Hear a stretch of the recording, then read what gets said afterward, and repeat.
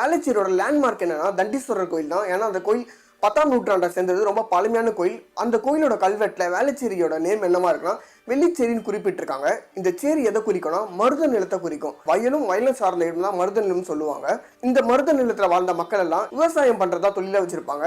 தண்டீஸ்வரர் கோயிலோட கல்வெட்டும் நீங்க பாத்தீங்கன்னா வேளாண்களை பத்தி அதிகமா குறிப்பிட்டிருப்பாங்க. வேளாண்கள்லாம் விவசாயிகள். இந்த வேளச்சேரியில வயல்வெளிகள்லாம் நிறைஞ்சிருந்தது நம்ம கன்ஃபார்மா சொல்லிடலாம். அது மட்டும் இல்லாம இதுக்கு பக்கத்து ஊர்ல இருக்க பெருங்குடின்னு சொல்லுவாங்க.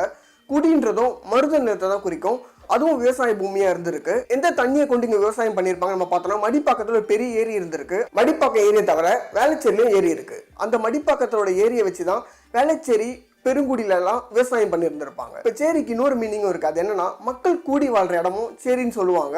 கல்வெட்டுல வந்து வெள்ளிச்சேரி தான் குறிப்பிட்டிருக்காங்க. வெள்ளிக்காப்ப என்ன மீனிங் வரும்னா புறம் குறிக்குது. இங்க கூடி வாழ்ந்த மக்கள் எல்லாம் ஒழுக்கமாவும் ஒற்றுமையாவும் இருந்திருக்காங்க. அதுக்குதான் வெளின்ற மீனிங். அந்த வெள்ளிச்சேரி தான் காலப்போக்கில் வேளச்சேரியா மாறி இருக்கு. இந்த வேளச்சேரியோட பெயர் காரணத்துக்கு ரெண்டாவது ரீசனும் இருக்கு. இங்கு வேதங்கள் வழிபட்டதால் வேதச்சேரி என்று அழைக்கப்பட்ட தலம் பிற்காலத்தில் வேத சிரேணி என்று பெயர் பெற்றது.